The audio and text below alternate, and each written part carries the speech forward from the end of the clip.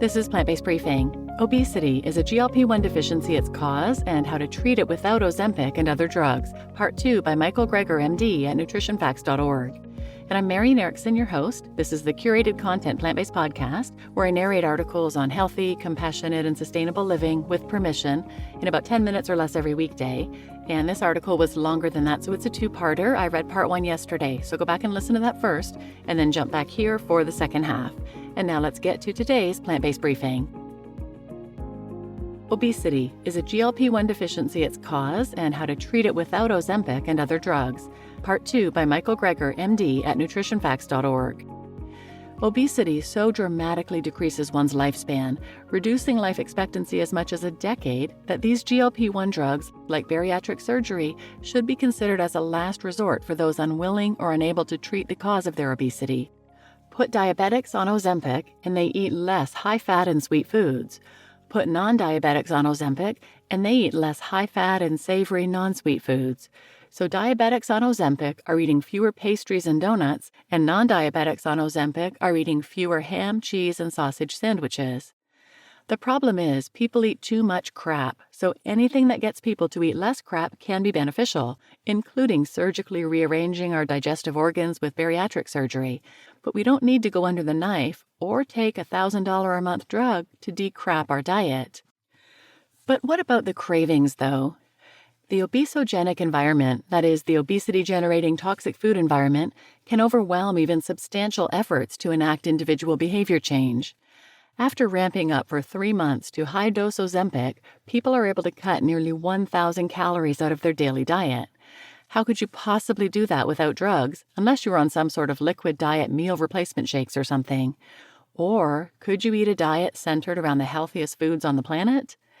If you put people on a diet packed with fruits, vegetables, whole grains, and beans, and allow them to eat as much as they want, they end up eating about 50% fewer calories than they might have otherwise. Just as full on half the calories? Wait, how can people be satisfied after cutting more than 1,000 calories out of their daily diets?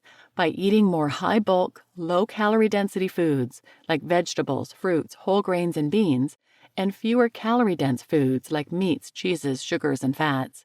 No wonder a whole food plant-based diet apparently achieved greater weight loss than any other diet.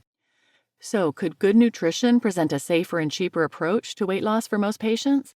Not only can the ingestion of a plant-based meal more than double GLP-1 secretion compared to a same-calorie meat meal, but plant-based diets can also cause weight loss by virtue of calorie-trapping high-fiber foods, which flush calories away, or by boosting our resting metabolic rate, which helps explain why the largest study of vegans to date showed that those eating strictly plant-based are about 35 pounds or 16 kilograms lighter on average.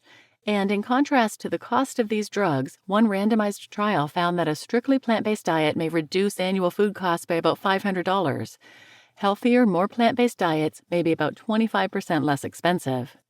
And eating groats and greens, maybe even spicy groats and greens, may be able to provide an extra GLP-1 boost.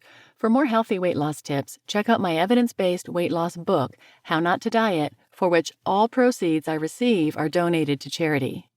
The Drug and Therapeutics Bulletin, which is also independent and doesn't accept any advertising, concluded that more data on Ozempic's long-term safety and efficacy are needed before it can be recommended for routine use for the treatment of obesity, reminding readers that historically, nearly all the drugs approved for weight loss have later been pulled from the market because of safety concerns.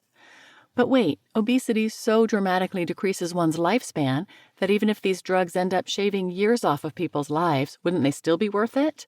Well, that assumes these drugs cure obesity. But if you remember from the drug's own package insert, in all the major trials, people started out obese and ended up obese after the drugs effectively stopped working and body weight plateaus. Then you're paying to take the drug for the rest of your life just so you don't lose ground and regain everything while continuing to face any and all long-term side effects. Historically, the medical profession has offered a sorry collection of harmful or downright dangerous weight loss interventions. Caution about long-term side effects is therefore warranted. If you look at the post-approval withdrawal of anti-obesity drugs pulled from the market because of safety concerns only discovered years later, it took an average of a decade before dangers came to light. And in one case, we didn't discover a weight loss drug's long-term adverse effects until 38 years after it hit the market. What's more, even after that first report of danger, it takes an average of another decade to actually get banned. It can even take as long as another 2 decades, even though people died in about a quarter of the cases. As one critic said about how long it takes regulators to act, it would probably take the system 2 years to ban cyanide. Just recently, a French drug maker was fined nearly $500 million for fraudulently and relentlessly promoting its appetite-suppressing weight loss drug while covering up known harms, causing hundreds or thousands to die from heart valve problems. At least it learned its lesson, though. What other drug company would conceal the harms of appetite suppressors after a fine that big? After all, it was only making up to 20 million euros a year. Let me do the math real quick. That'll teach them. These days, GLP-1 drug makers are worth more than $1 trillion. I'm sure they would never try to cover anything up. You just listened to Obesity, is a GLP-1 Deficiency its cause, and how to treat it without Ozempic and other drugs, Part 2 by Michael Greger, MD at nutritionfacts.org. And I'm Marian Erickson, your host. I've done a number of other episodes about Ozempic and semaglutide, and I will list those in the show notes. Or wherever you listen, you can use the search feature and type in Ozempic or semaglutide or weight loss, and those will come up. So please share this episode with anyone who might benefit, and thanks for listening.